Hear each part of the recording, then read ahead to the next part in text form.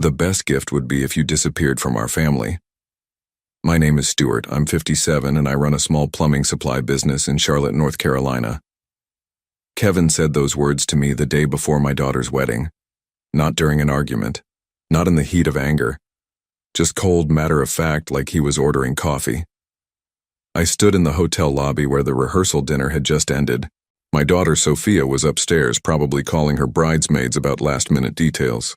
Kevin had cornered me by the elevators, away from everyone else. "I'm serious, Stuart," he continued. "Sophia and I would be better off without your constant interference. I'd been paying for their wedding for 8 months, $85,000 so far. The venue, catering, flowers, photography, band, honeymoon. Kevin knew this. He'd been there when I signed every check. Interference?" I kept my voice level. "You act like you own us because you throw money around. We don't need your charity." That stung, because it wasn't charity. It was love. But Kevin saw everything as a transaction, a power play. He'd been like this since the engagement, treating me like an ATM with opinions.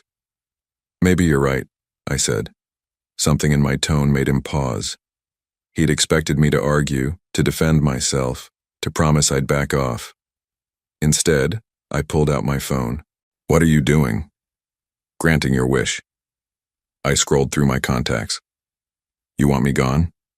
Fine. But when I disappear, everything I brought disappears with me." Kevin's face changed. For the first time in months, he looked uncertain.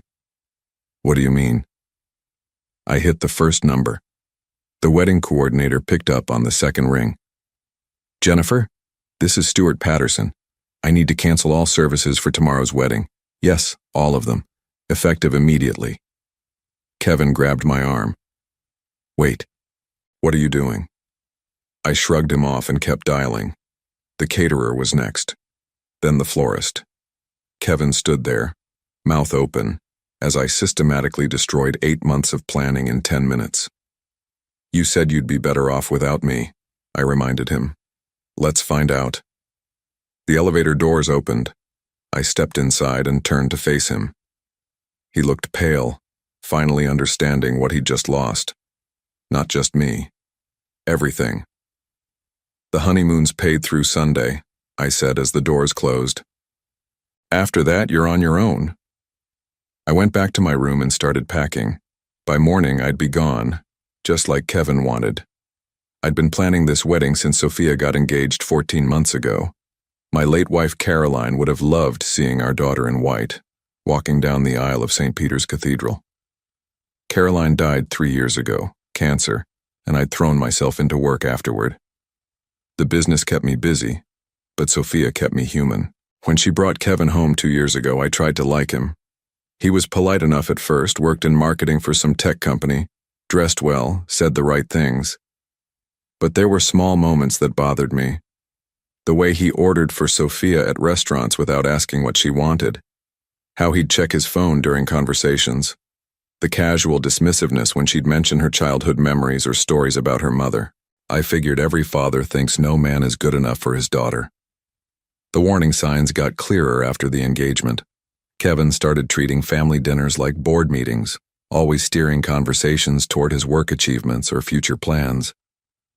When Sophia mentioned wanting a traditional Catholic ceremony, Kevin rolled his eyes and said they'd keep it simple. She looked hurt, but didn't argue. That's when I stepped in with the wedding funding. I told them I wanted to give them the celebration Caroline would have planned. Sophia cried and hugged me. Kevin shook my hand and said all the right words, but his smile never reached his eyes. Over the months, the pattern became clear. Kevin would complain to Sophia about my meddling whenever I had opinions about vendors or arrangements, but he never complained when I wrote the checks. He'd even started suggesting upgrades. Better wine for the reception, a more expensive band, first-class honeymoon flights. Meanwhile, he'd grown bolder about disrespecting me directly. Last month, when I questioned the cost of his bachelor party weekend in Miami, he'd said, "If you can't afford it, just say so." I'd paid for that too. $4,000 for him and his friends to drink and gamble for 3 days. Sophia didn't see it. She was caught up in wedding planning, work stress, and trying to keep everyone happy. When I tried to hint that Kevin seemed ungrateful, she'd defend him. "He's just stressed, Dad. The wedding planning is overwhelming." But it wasn't overwhelming for him. He wasn't planning anything. He'd show up to vendor meetings, agree with whatever Sophia and I had decided, then complain later about details he hadn't bothered to engage with. The night before the rehearsal dinner, I'd overheard him on the phone with someone, probably his best man. "After tomorrow, I won't have to pretend to like the old man anymore," he'd said. "Sophia feels guilty about her mom, so she lets him play wedding planner, whatever keeps him busy." That's when I knew Kevin had to go. I just didn't know he'd make it so easy for me. I sat in my hotel room that night staring at my phone. 11 missed calls from Kevin, 7 from Sophia. I'd turned off the ringer after the third one. The voicemails told the story. First, Kevin panicked. "Stuart, we need to talk. I think there's been a misunderstanding." Then Sophia, confused. "Dad, Kevin says you canceled the wedding? That can't be right. Call me back." Then Kevin again, angry now. "This is insane. You can't just destroy your daughter's wedding because you're having some kind of breakdown." Finally, Sophia, crying, "Daddy, please, I don't know what happened between you and Kevin, but we can fix it. This is my wedding day. Please don't do this to me." That last message nearly broke me, but I'd been breaking for months, watching Kevin treat my generosity like his birthright, while dismissing me like hired help. Sophia deserved better than a man who saw her family as obstacles to manage. I called her back at midnight. "Dad, oh thank God. Kevin says you canceled everything. Tell me that's not true." "It's true, sweetheart." Silence. Then, "Why? What happened?" "Your fiancé told me the best gift I could give your family would be to disappear. So I did. And I took my gifts with me." He didn't mean it like that. He was probably just stressed. He meant it exactly like that. He's been meaning it for months. I could hear Kevin in the background, hissing instructions, probably telling her what to say to get me to restore the funding. "Dad, even if Kevin said something thoughtless, this is my wedding. You're punishing me for his mistake." "No, honey. I'm protecting you from a man who thinks your father is disposable as long as his money isn't. That's not who he is. It's exactly who he is. And if you marry him tomorrow, you'll spend the next 10 years learning that the hard way." She was quiet for a long moment. When she spoke again, her voice was smaller. "So what happens now?" "Now you decide if you want to marry someone who can't afford the wedding he planned, or if you want to postpone until you find someone who values what you value." "The church is paid through next month," I added. "If you want a small ceremony with people who actually love you, I'll gladly pay for that. But I won't finance another day of Kevin treating your family like we're lucky to be tolerated." "I need to think." "That's all I wanted, sweetheart. For you to think." I hung up and started loading my truck. By dawn, I'd be at my cabin in the mountains, 3 hours away. Kevin had wanted me gone. Now he could explain to 200 wedding guests why the groom's attitude problem had canceled the bride's dream day. Some lessons cost more than others. I woke up at 5 a.m. to 37 missed calls. The wedding was scheduled for 2 p.m. By now, vendors would be arriving at the venue to find locked doors and canceled contracts. My phone buzzed. "Sophia." "Dad, I'm at the church. Father Mitchell says you canceled the ceremony. The florist just left. She says you told her not to deliver the arrangements." "That's right. The caterer is threatening to sue us for the deposit. Kevin's parents are driving here from Tennessee.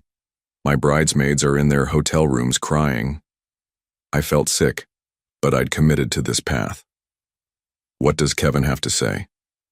He's making calls, trying to fix this. He thinks maybe we can pay the vendors directly, get them to come back. With what money? Silence. Then quietly. He's trying to get a loan. Kevin had finally hit the wall. He was about to learn what his dream wedding actually cost when someone else wasn't paying for it. "Sophia, I need you to understand something. I didn't cancel your wedding to hurt you. I canceled Kevin's wedding to save you." "What's the difference?" "A wedding is about two families joining together. Kevin made it clear my family wasn't welcome. So I took my family and my money and left. But you're my family too. Exactly. And Kevin asked me to disappear from it. My phone beeped with another call. Kevin. I need to go, sweetheart. But I want you to pay attention to what Kevin does next. When someone shows you who they are under pressure, believe them. I switched to Kevin's call. Stuart, you've made your point. Now fix this. Fix what? Don't play games. You know exactly what you did. I know exactly what you asked for. I disappeared. Just like you wanted. I didn't mean literally cancel the wedding, you psycho. There it was. The real Kevin, no more politeness. Then what did you mean? I meant stop trying to control everything. Stop acting like you're the father of the bride. I am the father of the bride. You're not paying for the wedding anymore, so you don't get a say. I had to laugh. Kevin, I've been paying for this wedding for 8 months. The venue, the food, the flowers, the band, the photographer, your honeymoon, your bachelor party. Every single thing. And you think I stopped paying because I don't get a say anymore? Silence. You stopped paying because you're having some kind of mental breakdown. Sophia thinks so too. Put her on the phone. She's busy trying to save her wedding day from your tantrum. Then she's busy trying to save Kevin's wedding day, because without my money, there is no wedding. I could hear him breathing hard. Finally, what do you want? I want you to prove you can afford the life you're asking my daughter to share with you. The wedding bill is $85,000. Wire it to the vendors, and I'll call them back to restore services. I don't have $85,000. Then you don't have a wedding. This is insane. This is reality. You wanted to get married without my interference? Great. Get married without my money. Sophia will never forgive you for this. Maybe not. But she'll thank me eventually for showing her what kind of man she almost married. I hung up and turned off my phone. I needed coffee and quiet to think. Kevin was about to get desperate, and desperate people make revealing choices. The mountain air was crisp and clean. I sat on my cabin's porch, watching the sunrise over the ridge. For the first time in months, I felt peaceful. No phone calls about wedding details. No tension about Kevin's latest dismissive comment. No walking on eggshells around my own daughter. Kevin had given me a gift, in his way. He'd shown his true face early enough for Sophia to see it. Now we'd find out if she was looking. I turned my phone back on at 10 a.m. 43 missed calls, 26 voicemails, and 62 text messages. The first voicemail was from Jennifer, the wedding coordinator, panicking about vendors showing up to a canceled event. The second was from Kevin's mother asking if I'd lost my mind. The third was from my brother-in-law, Tony, who'd driven down from Virginia with his wife for the wedding. Stuart, what the hell is going on? Kevin called me ranting about you sabotaging the wedding. Says you went crazy and canceled everything out of spite. That doesn't sound like you, but I need to know what's happening before I drive home. I called Tony back first. He'd been Caroline's brother, knew me for 20 years. Tony, it's Stuart. Jesus, finally. What's this about canceling the wedding? Kevin made you sound like you'd snapped. Did he mention why I canceled it? He said you two had an argument about wedding details and you overreacted. He told me the best gift I could give his family would be to disappear. Then he acted surprised when I took him at his word. Silence. Tony had never liked Kevin much either. He said that? Night before last, right after the rehearsal dinner. Cold as ice. And you've been paying for this wedding? Every penny. 85 grand so far. Son of a bitch. Tony got it immediately. That's what I'd hoped. Where's Sophia in all this? Trying to save her wedding day. Kevin's got her believing I had some kind of breakdown. What do you need me to do? Just be there for her when reality hits. This isn't going to end well for Kevin. After Tony, I called Jennifer, the wedding coordinator. Mr. Patterson, thank goodness. This is a disaster. The vendors are furious, the guests are arriving in 3 hours, and the groom is trying to wire money from 3 different bank accounts that don't have enough funds. Kevin's trying to pay the vendors. He's trying, but the amounts aren't working. The catering bill alone is $28,000. He's got maybe $6,000 in his checking account. So Kevin was learning what his champagne dreams cost when someone else wasn't buying. What about credit cards? He's maxed out. I think he's calling family members now trying to borrow money. Perfect. Nothing like financial desperation to reveal character. Jennifer, I want you to know this isn't your fault. I canceled because the groom specifically asked me to remove myself from their family. I'm simply honoring his request. But the bride is about to learn something important about the man she's planning to marry. Let Kevin try to solve this himself. My next call was from an unknown number, Kevin's father. Mr. Patterson, this is Dale Bryant, Kevin's dad. My son called me about some kind of misunderstanding with the wedding payments. What did he tell you? He said you canceled the wedding services over some argument, and now he needs help covering the cost to get them restored. How much help does he need? He's asking for $60,000. I whistled. That's a lot of money to wire on 3 hours' notice. It is. That's why I'm calling you. Kevin says you can fix this with a phone call, but you're being stubborn about some family dispute. Mr. Bryant, your son asked me to disappear from his family. I'm a man of my word. Pause.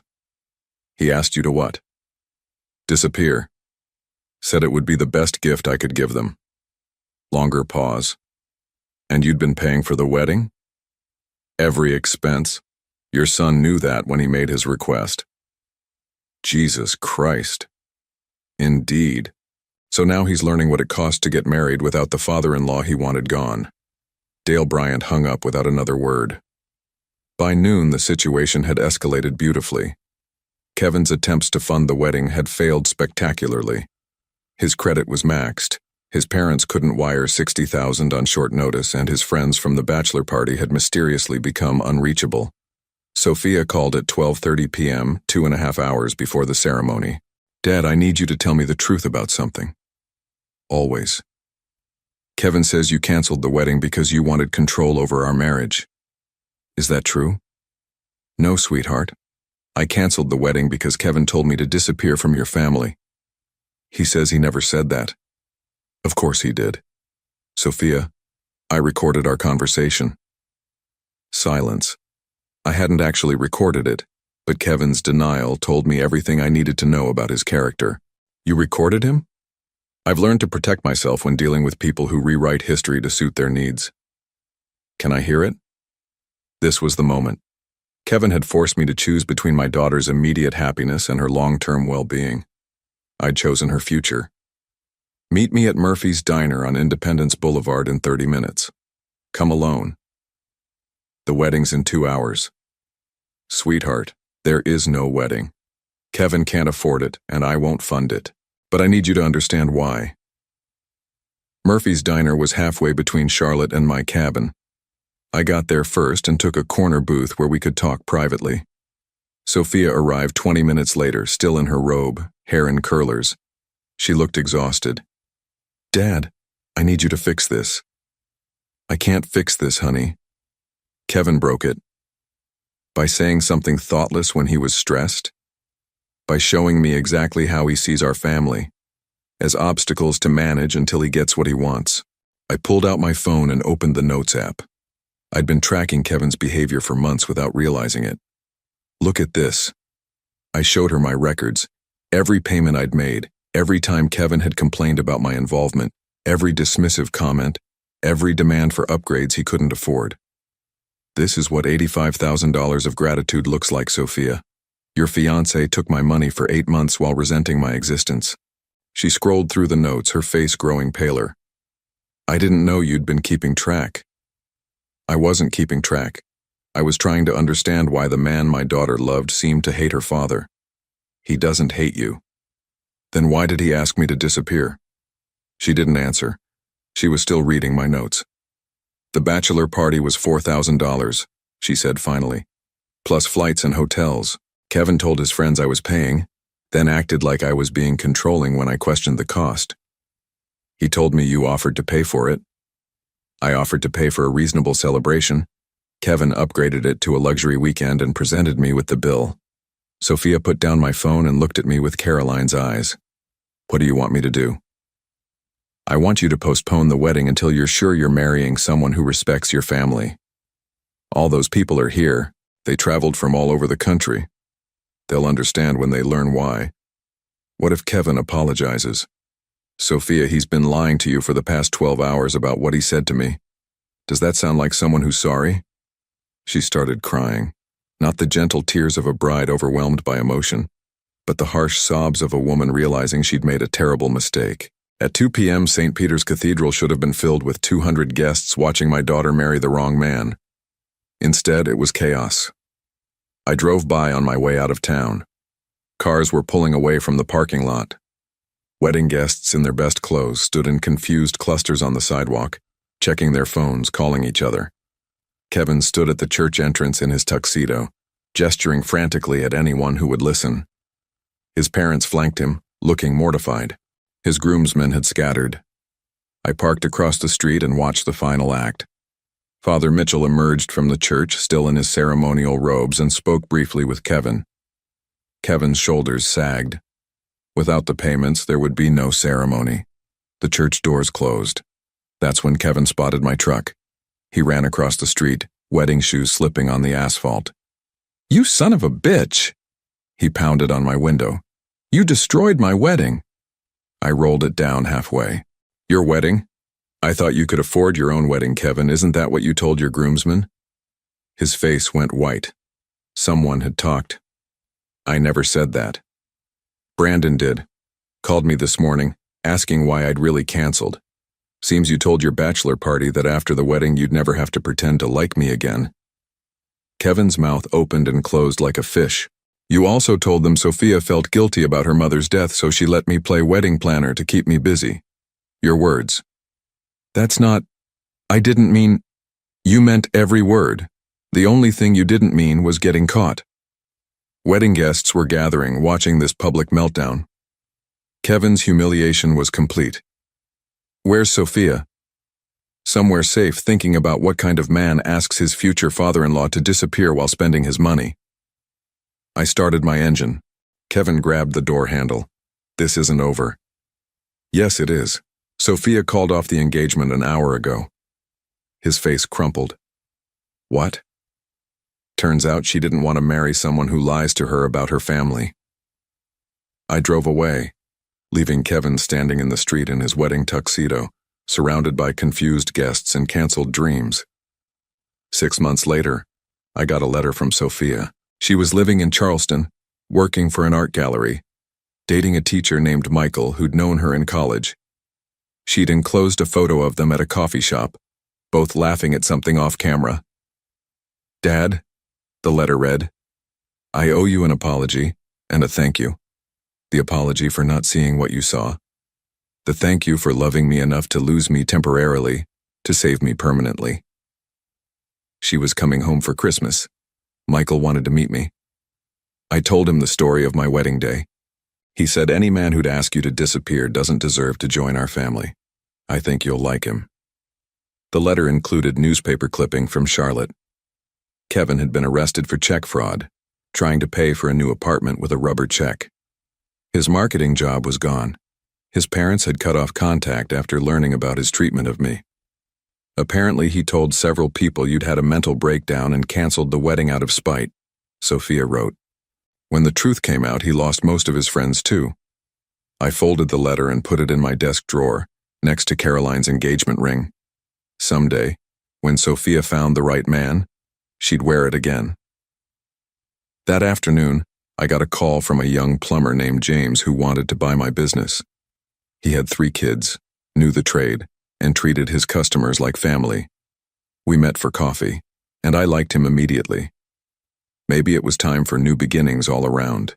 Kevin's demand that I disappear had given me exactly what I needed, the clarity to see what mattered and the courage to protect it. Kevin and his family faced lasting consequences for their behavior. His parents endured social embarrassment when their friends learned the full story of the canceled wedding, leading to their estrangement from their son. Kevin's professional reputation suffered when word spread about his fraudulent check incident and his treatment of his future father-in-law, making him unemployable in Charlotte's tight-knit business community. His social circle collapsed when former friends realized he had manipulated them with lies about Stuart's supposed mental breakdown, leaving him isolated and bitter.